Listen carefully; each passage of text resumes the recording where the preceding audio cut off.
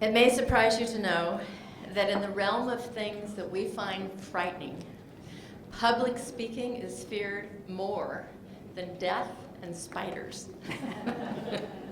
So we are here today to learn how to communicate effectively and fearlessly. Our program will begin in just a moment, and first of all, I'd like to introduce myself and tell you a little bit about how this became possible. I am Nancy Coop, and I am the immediate past chair of NPGA's Women in Propane Council. This is the council's first face-to-face training session, so I welcome you, and I thank you for joining us. I also would really want to thank AmeriGas for their generous sponsorship of this training session, as well as thanking Viking Propane for its kind sponsorship also to ensure that we have video coverage of this for future viewing. I first met Marilyn Ringo, our presenter today. I met her on the phone last fall. Personable and professional, she instantly conveyed the winning qualities of a successful coach. After an enlightening interview, I felt like I'd met someone who had a black belt in public speaking. She's, I think, very impressive and has some very good things for us to learn from her. Once I read the book that you all have received, I felt compelled to apply its principles to my presentations at the beginning of this year. The effect has been positive in my messages, in the delivery, hopefully, and also in my confidence. So keep it simple is a big part of the approach that she's going to talk to us about. And she exemplifies that in her own biography, which she supplied me with, which is simple and to the point and impressive in my mind. Marilyn is a former news anchor for CNN Headline News and an Emmy Award-winning television producer and reporter. She has been a SpeechWorks coach, helping professionals communicate successfully for over 15 years. She teaches business communications in the Georgia Tech MBA program. Please welcome Marilyn Ringo. Thank you, Nancy. Thank you very much. You did a very fine job of communicating, I think. Welcome to Atlanta. I note that many of you are from the northern reaches of our fair continent. SpeechWorks, my company, is based here in Atlanta, and we're very proud to be here, especially in the spring. Hope you have a chance to get out there and check out the beautiful spring. This session today is really all about one thing, one idea, really. It is about influence. How do you speak to people in a way that moves them in a direction that connects with them and moves them to action? How do you turn talk into action? That's what this is about. You may have great knowledge. You may be the expert in your particular field of propane, in your area of the propane industry. But if you can't articulate that or communicate that information, it's a little harder to be successful in the industry. It really takes being able to communicate that. And so that's what we're going to help you with here today. Give you some tools, give you some ideas around how to communicate in a way that moves people to action. Essentially, it takes three things.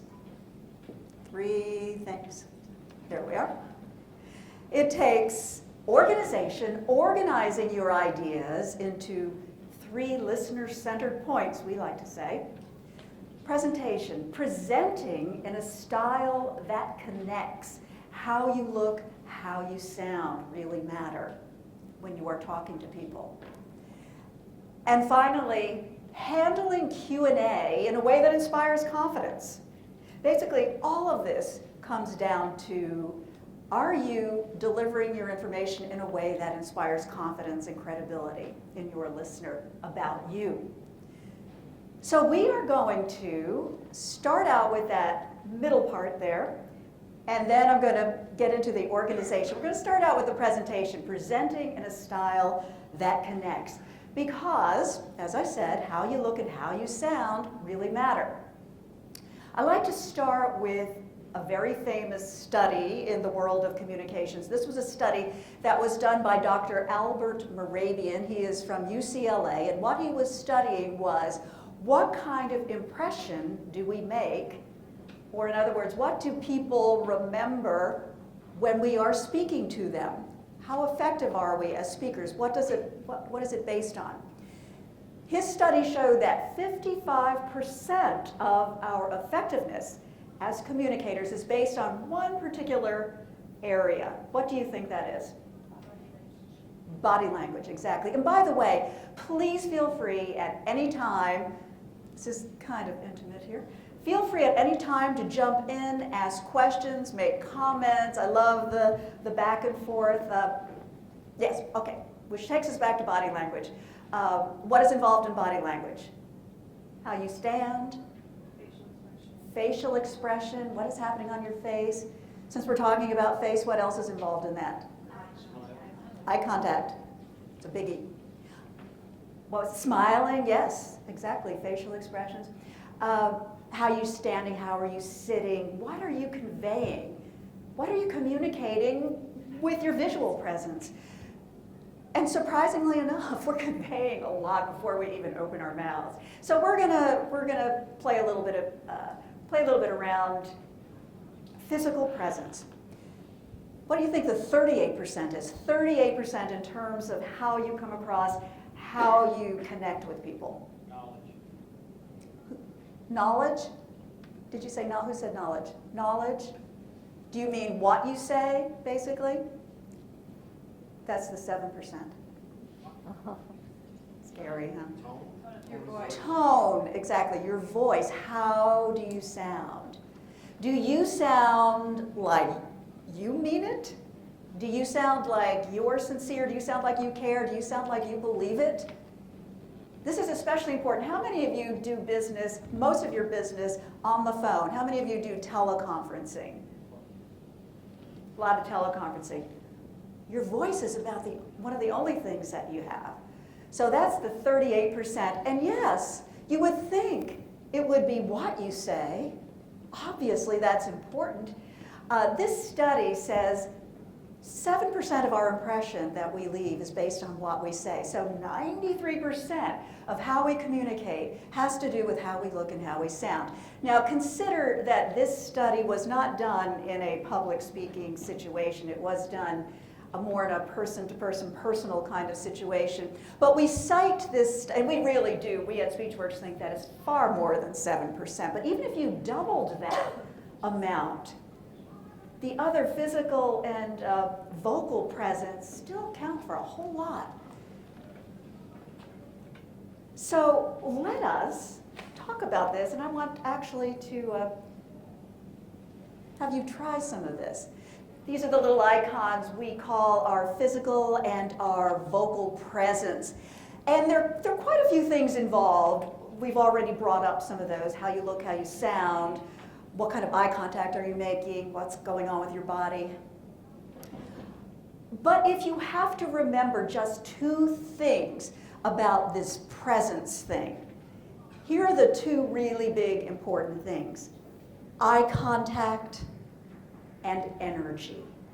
Eye contact, if you don't do anything else, especially when you're in the same room with people, it's a little trickier when you're on the phone, but eye contact is the thing that's going to connect you with your listener better than anything else. It's going to build your credibility better than anything else. It's going to build those relationships better than anything else. So eye contact and energy. Energy, how you sound. Do you sound like you just, got up, or you're having a really bad day? Can you hear that over the phone when somebody's had a really, really bad day? Yeah. I was asked to do some executive coaching with a woman who runs the entire operation for a global logistics company in India.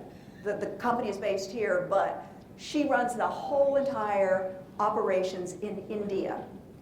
And she's excellent at what she does. She's just excellent at it. She's like the #1 business person in the organization. But their president and CEO called us up and said, you know, we really want her to be on the succession planning list, but there's something missing. There's just something missing. Can you help us? Can you help her? And we said, sure. Let's see what's going on. So she came in, I met her, and I could see immediately what the issue was. She was very, very flat in all of her communications and what she was saying. She just wasn't too excited about anything, although she had the greatest information in the world. It just wasn't coming across. She has to talk to a lot of staff. She has to talk to a lot of boards of directors and that kind of thing. So we worked on her energy specifically, her vocal energy, her body language, her facial energy. Put her on camera. We do a lot of coaching and workshops where we put you on camera because that camera can tell you more than I could ever tell you. And we did a lot of exercises around energy. And she said, you know, I didn't realize I came across this way. I had no idea.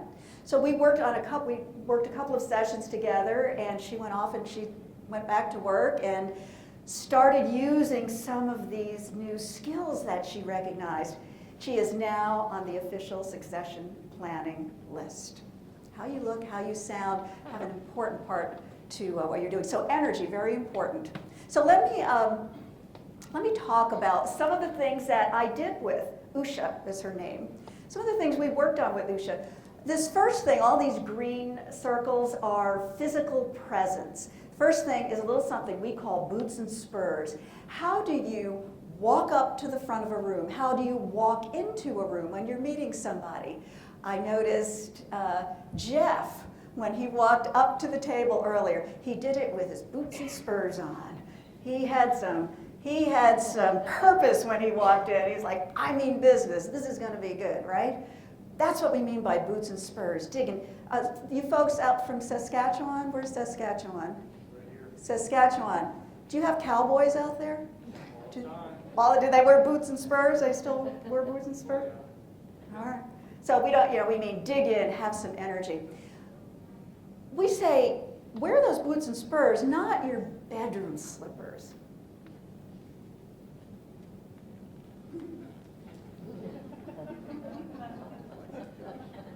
I'm really excited to be here today with the Women in Propane Council. Bedroom slippers. Or dig in with energy, boots and spurs.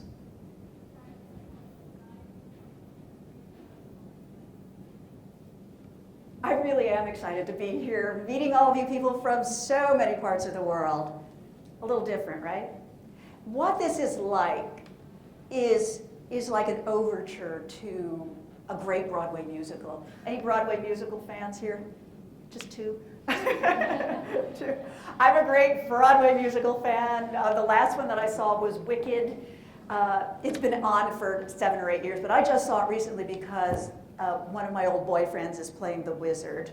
We went to high school together, and he's in the National Touring Company. In any case, they have this fabulous, you know, the timpanis and the kettle drums are going, and this strange squeaky music is happening. You know, it's about the witches and the Wizard of Oz.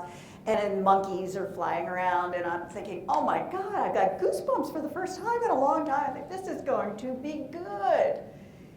Just like those overtures, how you come in, how you meet somebody, sets the tone. It lets people know this is going to be good. I want to listen to this person. I would love a volunteer. I want to volunteer. How about my Saskatchewan cowboy? Okay.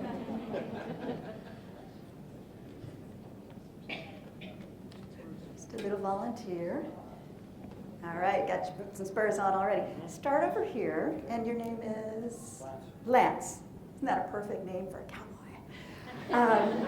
Here's how you do the boots and spurs. Walk in and make eye contact. Remember I talked about eye contact being one of the key elements of connecting. Start making eye contact with a few people. Show us you're happy to be there. Pause. And then with utmost conviction in your voice, tell us what you had for lunch. Go.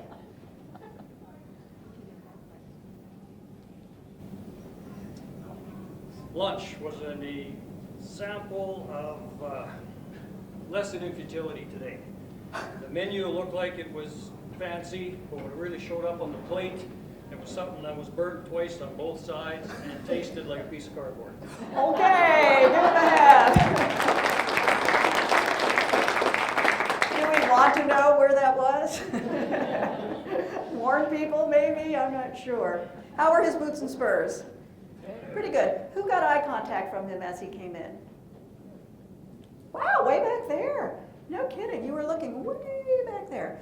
All right, that's the idea. So, you set the tone for what's about to come, especially when you're doing the public speaking. If you're up in front of the city council or the fire marshal and his staff, whatever the case may be, you want to set that tone. Don't come in with those bedroom slippers on. All right, this next little icon is gestures and movement. Don't stand there or sit there rooted like a tree. People will lose focus on you. It comes back to this energy thing. It's all about the energy in your body. So everybody stand up. All right, let me see, okay. Dawn, would you come out here, please? Aren't you glad you sat right up front now?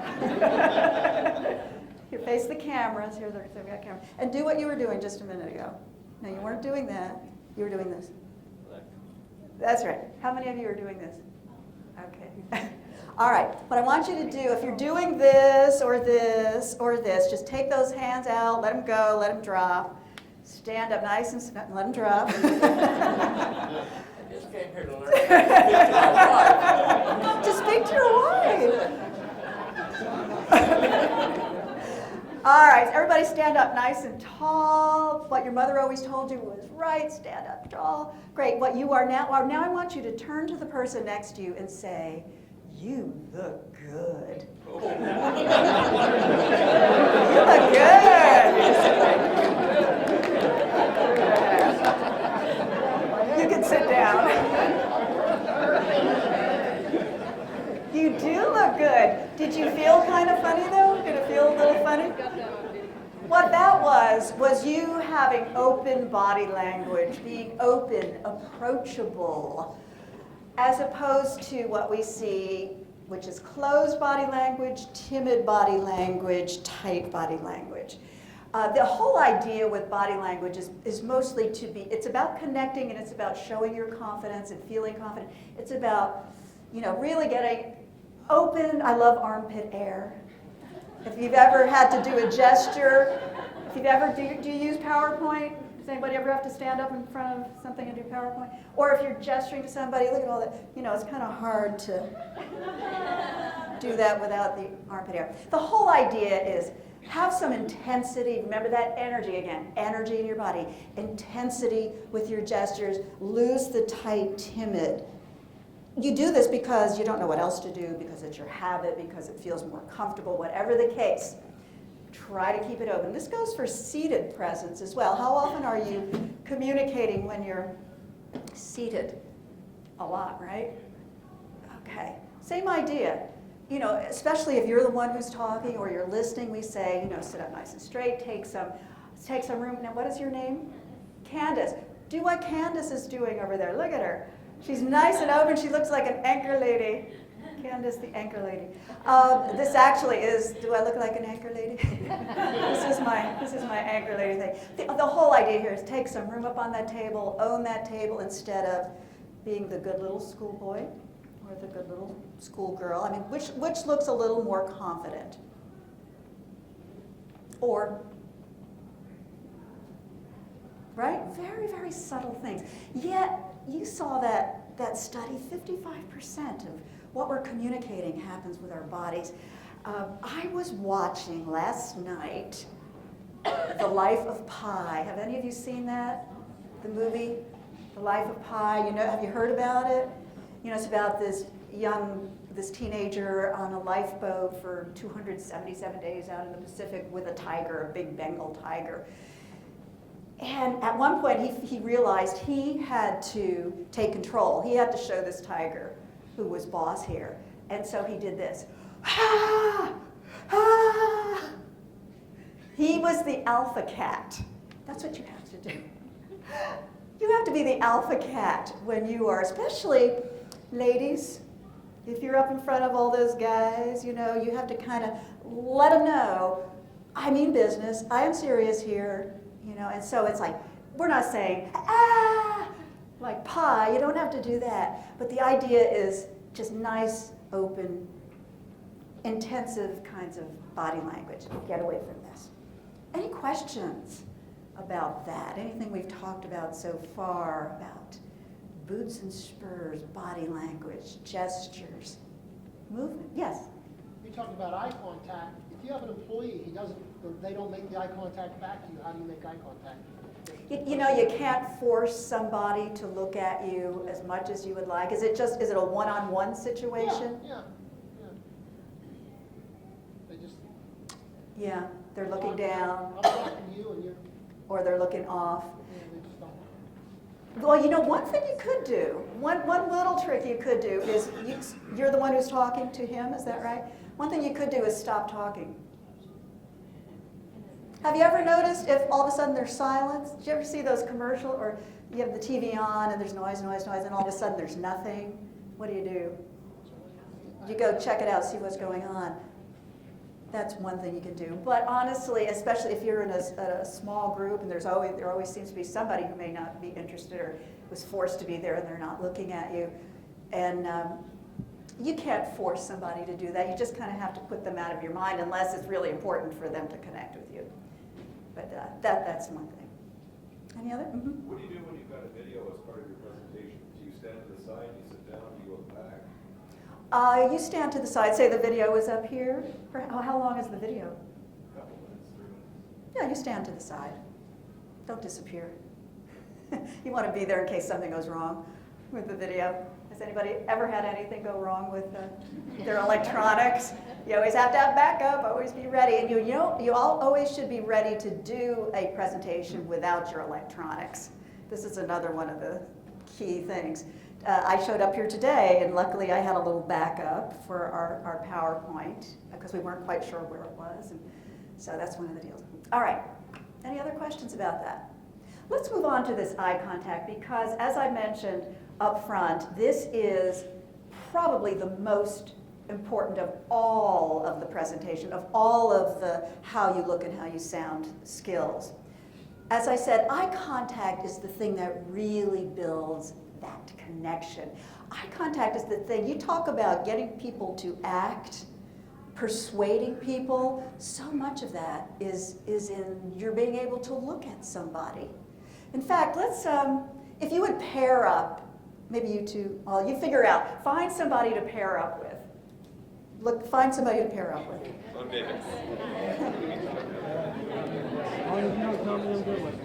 Is anybody missing a buddy? Everybody, we have one, come on up here. Well, I'll do it with you. Okay. All right, is there another unpaired person here? Okay, you guys come together up here. Then you can go back to your back seats. In your pairs, what I want you to do is decide between yourselves who's going to talk and who's going to listen. Somebody's going to talk, somebody's going to listen. You decide that now. Decide who's going to talk, who's going to listen.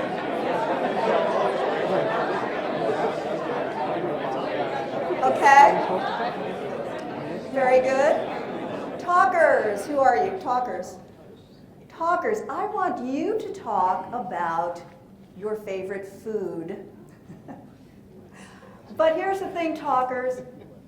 You can't look at that person you're talking to. Do not look at them.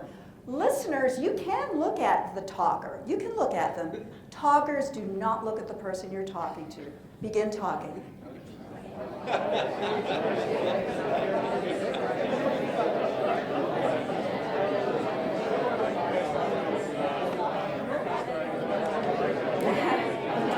Okay, good. You can stop. No,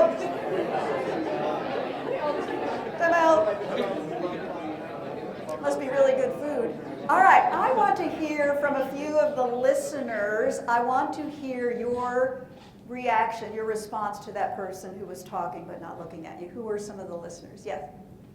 Well, Nancy was telling me how she loves peanut butter and how she likes to eat peanut butter with apples. And it was a great story. I mean, it was like, oh, peanut butter? I could eat peanut Oh, even though butter. she wasn't Even looking though at you. Yeah, even though she wasn't looking So at she me. must have had a lot of good energy in her voice. Yeah. Because it's hard to connect if somebody's not looking. Other, yes. Tracy seemed to be, it was in an awkward position for her to not be looking at me, you know. It made you feel she was in an awkward Yeah, position. like she wasn't. How did wasn't you, comfortable. yeah, she was uncomfortable. Were you uncomfortable, Tracy? Yeah. It's weird trying to talk to somebody and not look at them, isn't it? How about over here? Who was the, well, I want to hear from the listener. What were you feeling about Julie? She was talking about Cool Whip, and You heard her, but how did you feel about her? Was she connecting with you? Sort of. Who did this really bother? Back here? It bothered me. I was a listener, and I had a really difficult time understanding what Robin was telling me, and I found myself leaning into her to watch her lip movement because I wanted that contact. Yeah. And I felt like I was having a hard time understanding what she was telling me. It bothers you. This is a silly little exercise that we do here, yet even knowing that, it kind of bothers you. We human beings are born to connect through our eyes. I mean, if any of you have children, or little children, think about when they were little, what was one of the first things they did? They looked up, they looked at you, they respond to what's going on there. I'll tell you what, eye contact is not credibility neutral. You either have it or you don't. It's the old shifty eye thing. I just heard somebody talking about, they were making some real shifty, oh yeah, there was a woman on the Today Show yesterday. She was a former FBI interrogator. And she was actually talking about where you look and how can you tell when somebody's lying? And she said, well, the first thing you can tell when somebody's lying is if they're shifting their eyes. They're looking away from you. They're not able to look at you. They're looking over here, or they're looking down, and they're looking down. So that's a dead giveaway. Do you remember Tricky Dick, Richard Nixon? Do you Canadians remember Richard Nixon? Do you know Richard Nixon? Everybody knows. His nickname was Tricky Dick, and that was because he never quite knew where to look when he was on camera. TV was fairly new back then, to be fair. But in any case, you don't want to be known as Shifty Lance or Shifty Julie or anybody. Eye contact is very important. Eye contact helps persuade. It helps sell. Quick story, last summer I wanted to drop a few pounds, so I thought I'd check out Weight Watchers, and I went to one of the stores right near Speechworks, and I walked in and I would talk to one of the ladies, and they said, oh, there's a class going on right now, why don't you go in and sit down? And I thought, no, I just wanted to see what you, no, go sit down, see how it is. So I went into this little class, it was maybe about the size of these two tables here, and the woman, the facilitator at this Weight Watchers, had the most amazing eye contact. I teach this stuff, and I sat there like, oh my God, she made me feel so welcome, and like I had been a part of that group for weeks and weeks. I just walked in, sat down. She called me by name. I had a name tag on. She looked at me for a good 3 to 5 seconds each time she looked my way. She did that with that everybody. Not only did I sign up for Weight Watchers, I ended up leaving that room with $90 worth of stuff. Eye contact persuades. It talks people into buying things. And I don't know, do you have to talk people into buying things? You have to talk people into doing that. So eye contact, any questions, any other questions about eye contact before we move on? Yes? If eye contact is difficult for you, how do you teach yourself or train yourself to If eye contact is difficult, how do you teach yourself to do that? Here's one thing you might consider trying if you tend to be shy and you don't like to look people in the eyes. When you leave this room later and you go out and you see other people, see if you can figure out what color those people's eyes are. Just check on the eye color. If you can tell what color somebody's eyes are, you're probably looking them right in the eyes. And that's just a little, they don't know what's going on. They just know that that's one way you can practice. Let me just quickly talk about how to make eye contact so that it is effective. Think in terms of a little conversation with each person. Now this is I don't know how many people we have in here. I've been trying to get to everybody. I'm not sure that I've been able to get back there. But the idea is to hold the eye contact with each person, if it's a manageable size, for at least 2 to 3 seconds. Some people say 5 seconds. I've been looking at Raleigh here for a couple of seconds. Yeah, way over there in the corner. And then you make it random. You notice I'm not going, we call this the sprinkler head. And you make it random. Individual conversations, hold it for a good couple of seconds, not just glance. Raise your hand if you think I'm looking at you. Raise your hand if you think I'm looking at you. Raise your hand if you think I'm looking at you. Raise your hand. Right? See, that was just a quick glance at first. So that's what it takes. So start practicing that when you're in more comfortable situations. Like you're looking at me right now. I get the idea that you're looking at me. Let's talk about the last part of how you look and how you sound. That is your voice. We're talking about talking here. How you sound is clearly important. So we're saying, you can say the same thing, the same words, but how you say them make a difference. I really love Atlanta in the spring. I love Atlanta in the spring. I love Atlanta in the spring. Right? Same words, different delivery. We say make sure that your voice has music in it, that it has music in it. So how do you, does anybody here play any instruments? What do you play? Guitar. Right. And you don't play just one note, right? Not always good. That's probably. So if you don't play music, I don't play any music, but I'm a great audience. You know, I'm a great listener. And you hear music, right? There's highs, there's lows, there's ups, there's downs, there's changes in speed, changes in volume. That, very simply put, is how you have energy and variety in your voice. And there is a little. Oh, by the way, that's voice energy. You can see the energy in the voice. What do you think that final icon is? Can you see it? It's a what? It's a pause. Very good. David gets a gold star. A pause. We add pause to your vocal presence because a pause can be very powerful. It lets your listener catch up with you. It lets them hear what you just said. It adds emphasis. You know who pauses really well? Bond. James Bond. Right? Don't you love that pause? Especially, Daniel Craig. Okay, so this is basically what is involved in, having some music in your voice. You want to vary your volume. Volume adds emphasis to an important word or phrase.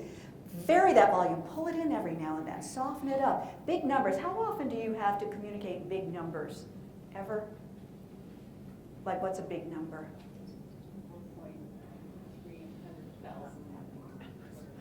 4 point a lot, sometimes you pull it in, it's nice. So you vary your volume. Sometimes you want to slow it down if you have something particularly complicated or important that you want your listener to hear. This is especially important over the phone, all of these things. You can let your listener hear what you want them to hear. And by the same token, mix it up. Speed it up every now and then. Fast is good. It energizes you. It energizes your listener. Who here thinks they talk too fast? And are you from the Northeast? No? Where are you from? Arizona. Yeah, you still think you talk too fast? It does sometimes. Where are you from? Maryland. Sometimes the part of the country that you're from down here, they talk a little. Anybody from here, from the South? I'm not here. I am not from here originally. I am from New York. So I do tend to talk a little faster. But I have slowed down since I've been here. Slowing down every now and then is a good thing. Fast is really good. But people who think they talk too fast generally just aren't taking time to pause. I'd like a couple of you to try this. Let's see. Who would like to volunteer? I need 3 volunteers. You don't have to get up. You can sit right where you are. 3 volunteers. Okay, tell me your name. Robin. Lisa. And Tracy, sorry. Okay, Robin, would you, actually, yes, do stand up. You can stay there. I would love for you to read the first 2 sentences the way and I want you to emphasize, just push 1 or 2 words in each sentence. The first one, I really want to hear some volume. Second one, bring it back, so bring it down so I can hear the contrast. Volume adds emphasis to an important word or phrase. A whisper acts as a magnet and pulls the audience to you. Okay, very good, good. Very good. And Lisa, why don't you do the next 2, slow and fast. A slow rate of speech creates a mood of awe and wonder. Awe and wonder. Let's slow that down. Really create a mood of awe and wonder. Speaking rapidly. No, I want you to go back and do slow. We do need to move on, but just give me a nice slow. A slow rate of Slow. slow rate of speech creates a mood of awe and wonder. Ah, very nice. And then fast. Speaking rapidly excites and energizes an audience. Yes, and her face was going all over the place there too. That's great. Very good. Very good. Tracy, if you would do the pause, see where those dots are? I want you to actually look at someone while you're pausing and make sure that that's a nice long pause. Try to figure out how to look at somebody at the same time I'm reading. Oh, okay. Okay. A pause shows poise, control, confidence. No, hold on. See, you don't have to be reading while you're pausing. A pause shows poise. Control. Try that. A pause shows poise, confidence, control. Use it, master. Oh, she did that. Very good.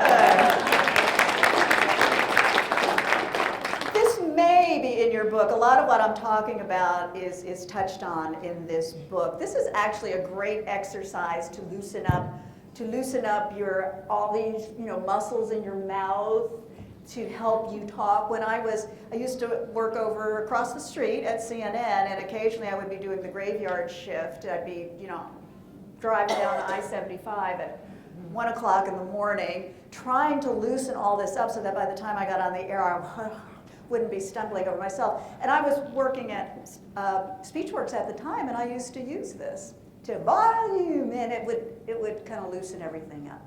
So that is vocal energy. I'm just very, very briefly touching on some of this. Just know that how you look and how you sound really do matter when you are delivering the message, when you are trying to instill confidence, inspire confidence in you, and get people to do what you want. A lot of that has to do with how you look and sound.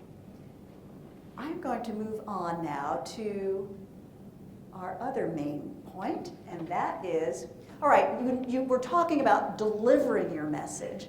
What about the message itself? What about what you are saying? To do this really well, think in terms of you are speaking here. This is a spoken art. And speaking is a tricky medium. It is not good at a lot of things, and it's really good at some other things. It is very good at getting across a few key points, your feelings, which we just kind of played around with, your feelings, how do you feel about this particular issue. It's good at that. It's good at getting a couple of stories across along with those points.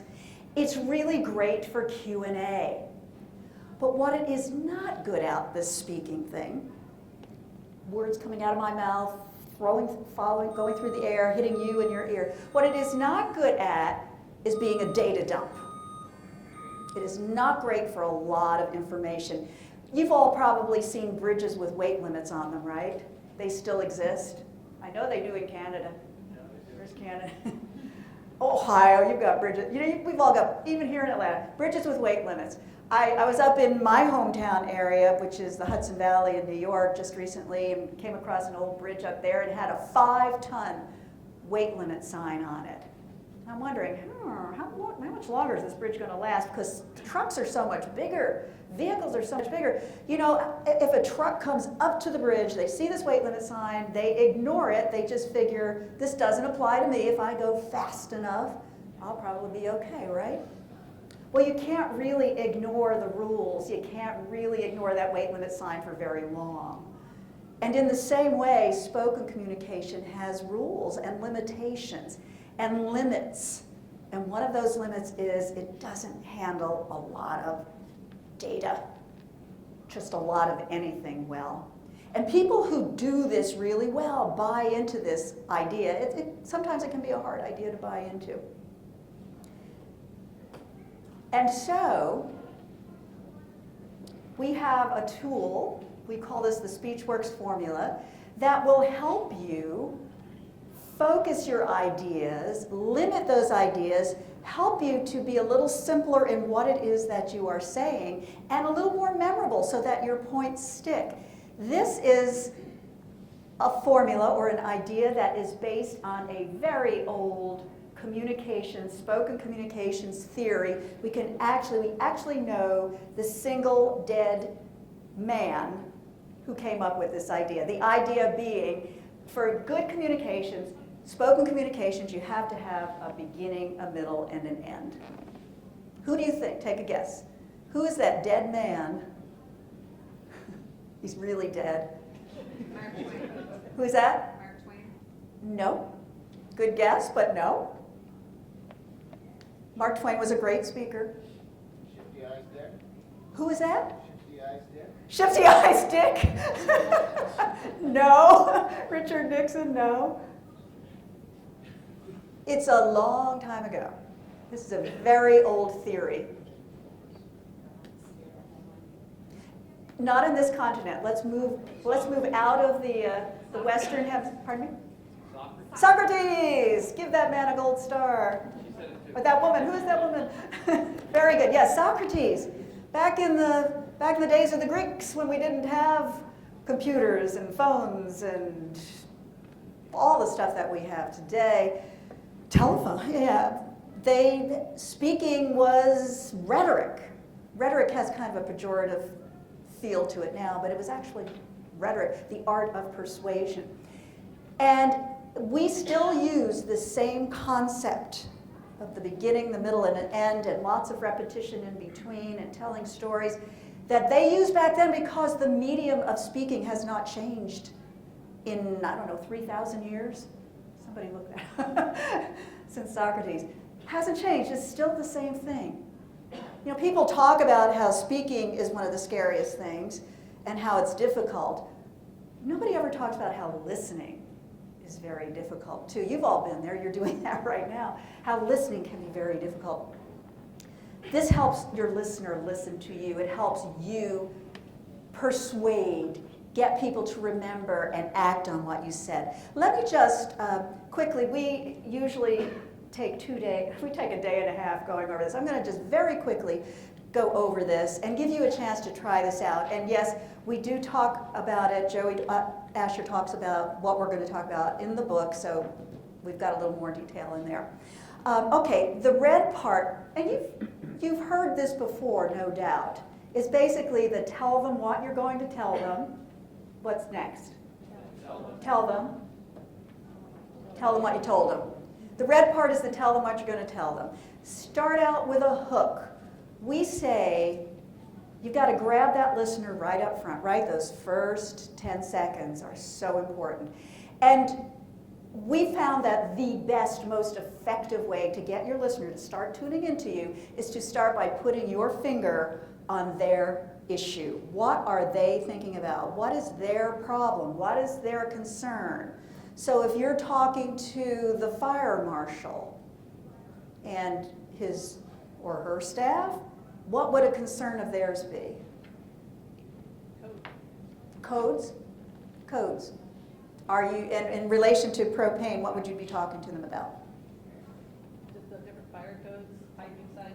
Yeah. Does your product meet these codes? So here are 2 words to get you going in the right direction on this hook. I understand. I understand that you're concerned about this new product and if it's going to meet code. I'm here today to tell you about how it will do that. It's not sexy. It's not tremendously, dramatic or anything, but it will get your listener to tune in to what you're saying. You let that listener know that you know what their issue is. My husband is a fisherman. Any fishermen in the audience here? Way in the back. Yes, fishermen? Fishermen. In fact, he's up in North Carolina fishing right now on the Nantahala River. He was watching this great outdoors TV, whatever, cable station, and I went by and this guy named Bill Dance was on the TV, and he was talking about, he's some big fisherman, and he was talking about how to, if you want to catch a fish, you have to consider the fish. What? What does that mean? And my husband said, well, yeah, you have to know what kind of bugs the fish is eating that day.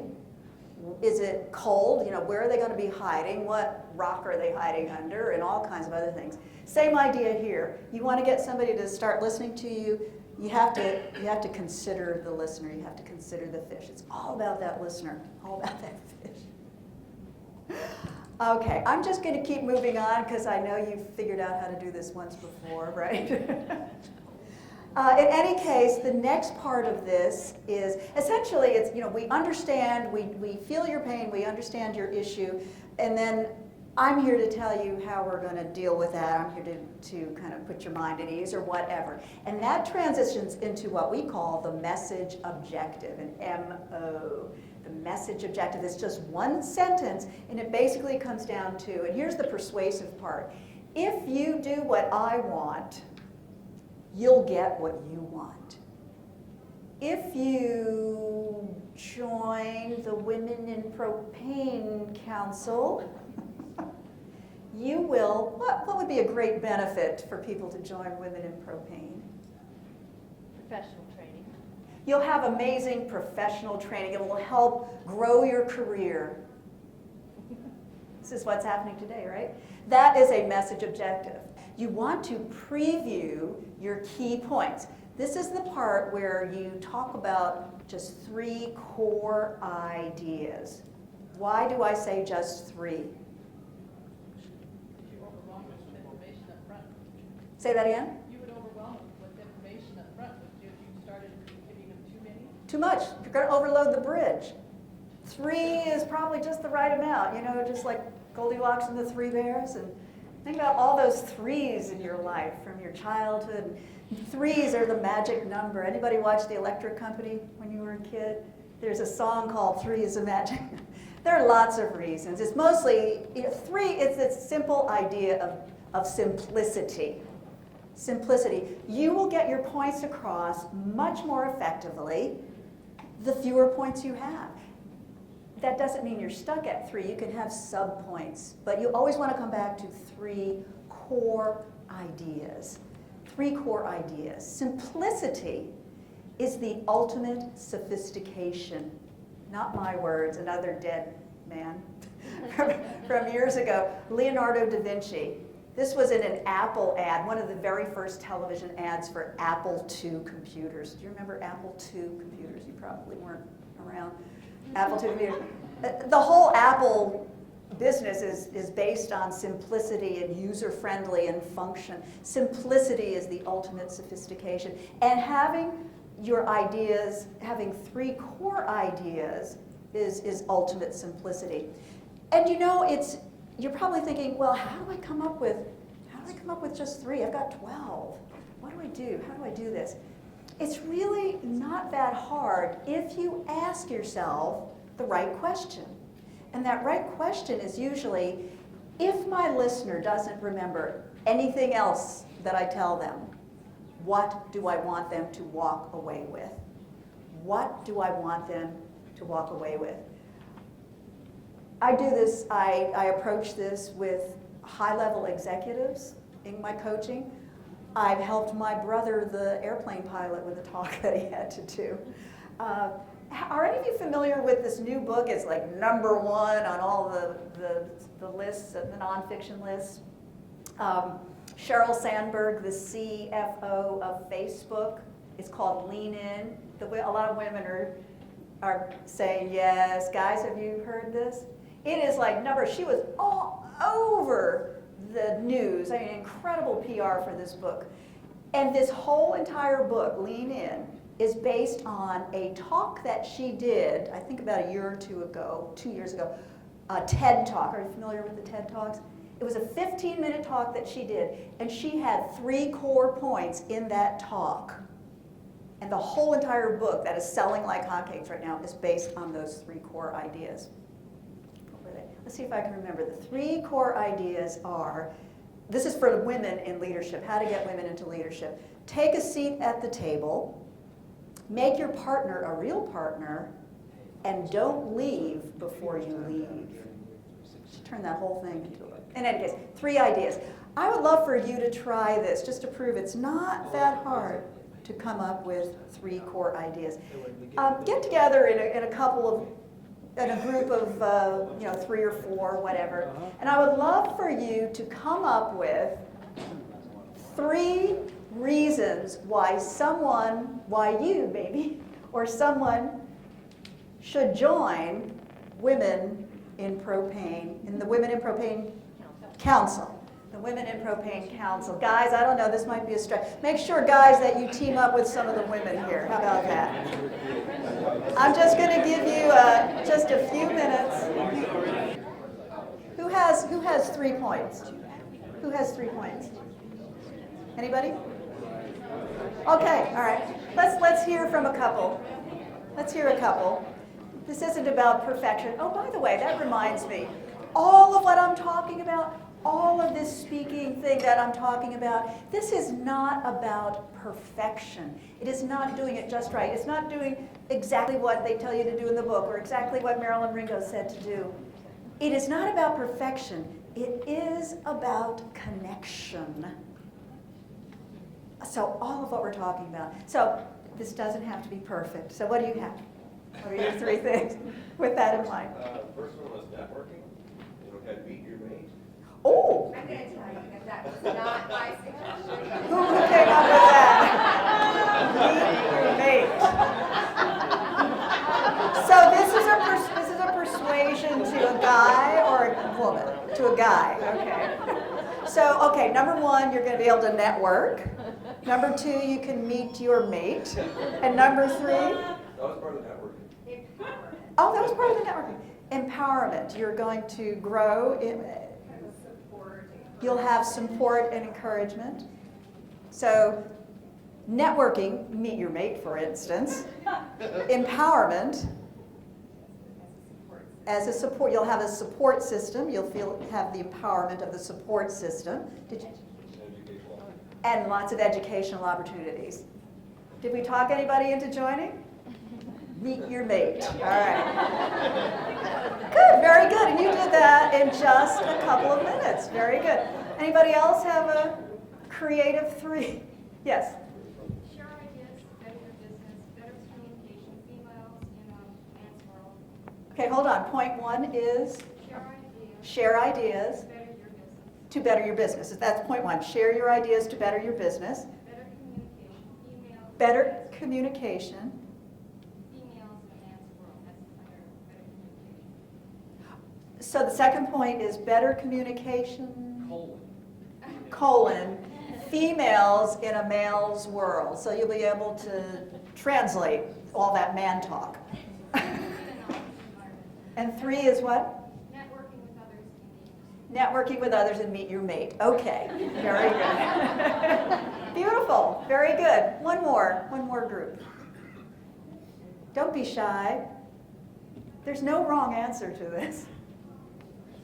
Okay. Our group back here was comprised of 3 men and 2 ladies, and the men had some of the best ideas. They said that in the past it's been a man's world, and this helps women have an equal balance in the industry and bring better ideas. Okay, so point 1 is it helps women have a better balance. Helps the industry have a better balance by bringing the women leaders into the Okay, we're going to fit that on a bumper sticker. So number 1 is, sometimes we have to edit. Sometimes editing is involved here. Estrogen balance. Estrogen balance. It's going to balance out it's going to help women balance out the industry. Did you have a second point? Well, this gentleman gave an example of being a member of the Builders Association. I'll let you state this one. You stated it well. I just said I'm a member of the Professional Women in Builders Association as well. And they've become extremely effective within the NAHB. And what I think did it, a bunch of women were all of a sudden empowered. And they like rolled over the organization. It was pretty cool. Beautiful. And so you're being a part of this group. I am a member. How's that helping you, or it's mostly you're seeing how it's helping the industry? Beautiful. So there you go. The point is simply focus your information into those 3 core ideas. Ask yourself, if my listener doesn't remember anything else, what do I want them leaving that room with? And you're going to come up with those ideas. Make them so that they'll fit on a bumper sticker and they'll say something. That takes a little thought ahead of time. And so that brings us to the tell them part. That's the blue circle. We were just working on the preview. And we say preview those 3 points. Let your listener know what's coming up. It's like an agenda, and there's lots of repetition involved here so that the points stick in your listener's mind. So you go through each point, and you want to make sure that each point has some evidence. And the number 1 piece of evidence for spoken communication is a story. And tell me your name again. Yes. Brian Blow. Brian. And Brian had a great example just there. The point was, guys, join the Women in Propane Council, and you will not only benefit, but the industry will benefit. I joined, and then he went on and he told his story. This is great evidence, and it will make that point stick. Let me just quickly, we say make sure that you make your point and illustrate it with a piece of evidence. Notice stories are up on top. Make sure that your point speaks to the listener. These are all forms of evidence. Stories work the best. These are one of those things. Examples, for instance, like Brian just did there. Personal examples, that was a Brian. It's a story with you in it. We call it the People magazine form of communicating. People want a little dirt on you. People magazine. Expert testimony, other clients saying things, other people who've been in the organization. Oops. Killer quotes, those are the famous people. FDR said to do a good speech, be brief, be sincere, be seated. Sometimes quotes say it just right. And stats and facts.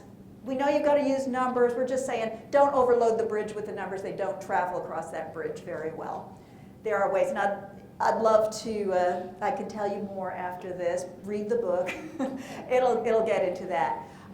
So that's very, very quick. Any questions about organization? This we usually spend a whole lot of time on, so we're just giving you the real bird's eye view here.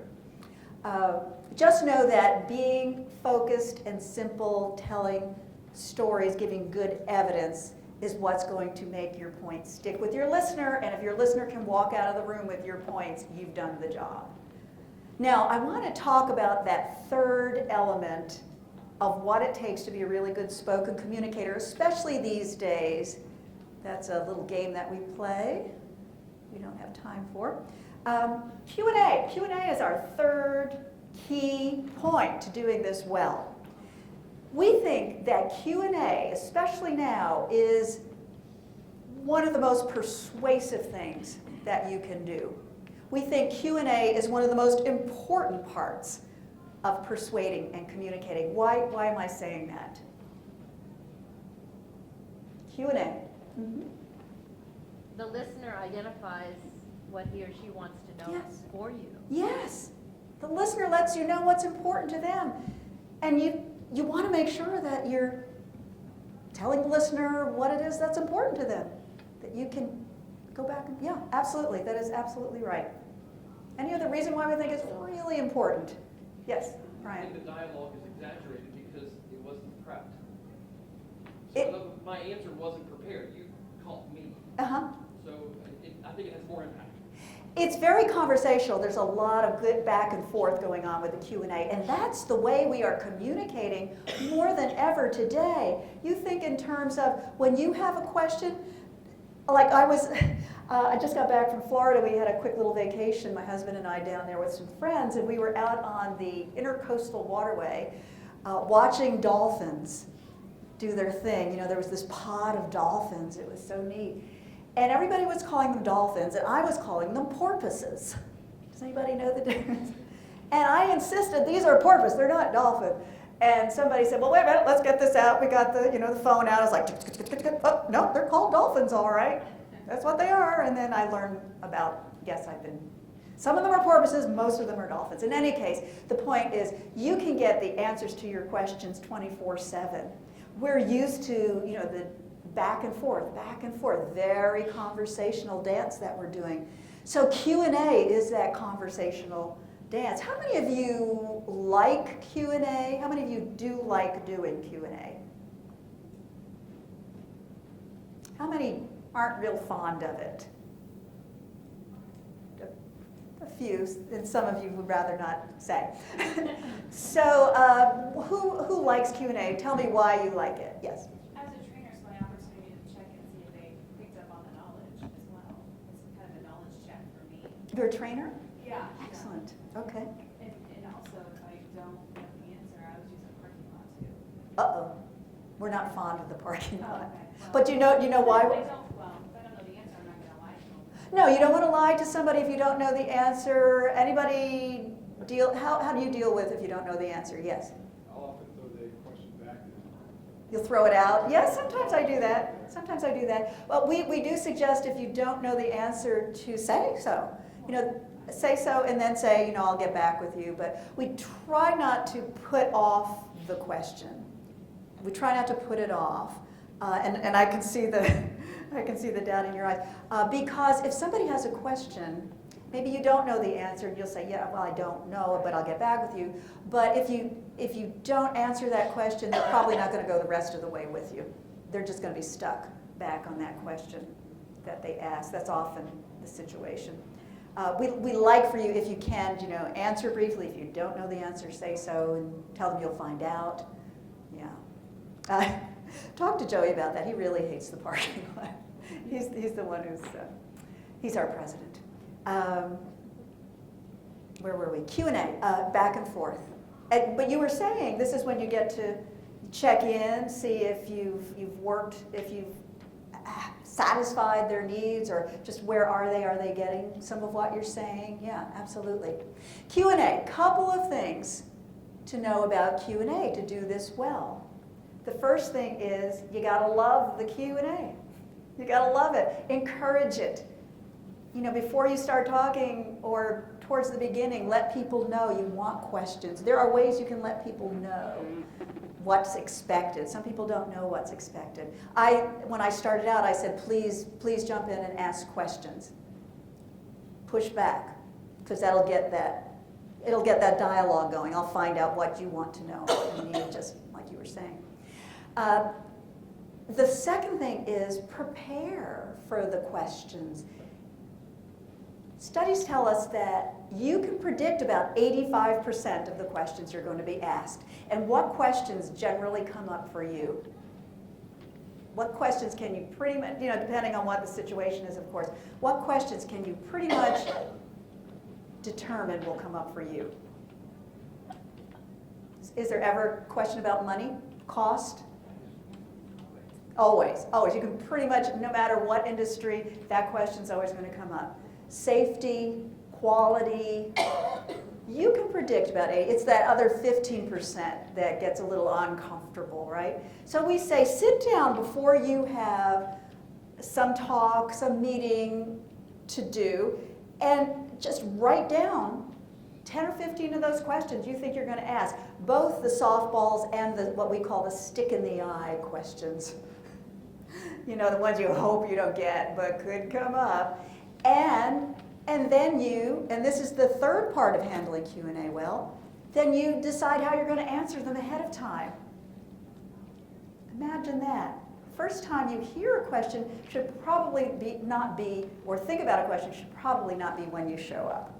You should probably think about that. Very famous story an example of preparing for Q&A was a presidential, the Reagan-Mondale presidential debates. Ronald Reagan, Walter Mondale, the second presidential debate.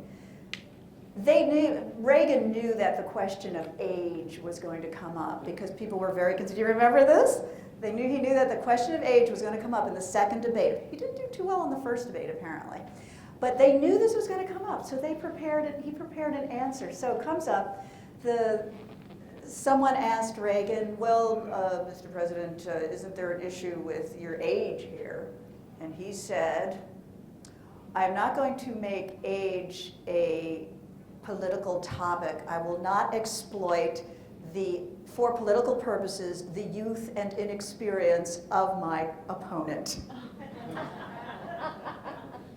And that broke the crowd up. A lot of people think that was actually the turning point, the pivoting point for when he won that election.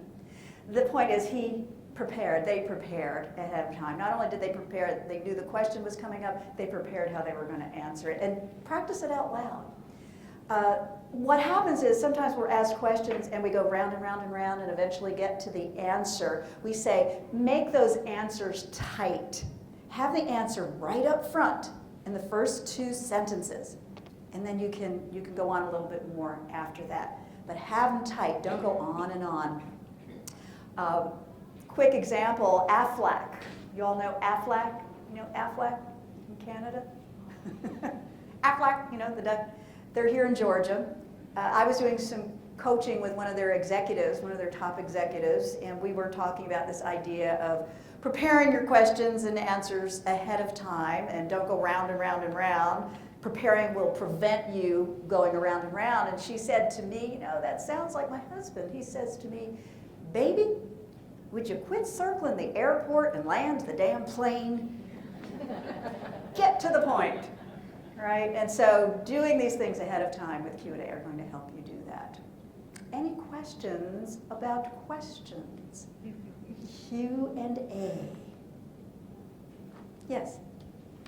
When I've done some work for our employees, open enrollment meetings for benefits, I find sometimes that side conversations will start up and I'll stop and I'll ask if there's a question, but I don't know if that's appropriate or not. So somebody, you're up there talking, and those 2 folks down there are busy having their own little conversation. Is that right? You're talking, they're talking. All right. If you do it with a smile, do it nicely. You could say, it sounds like you've got a question over there, or yeah, just do it nicely.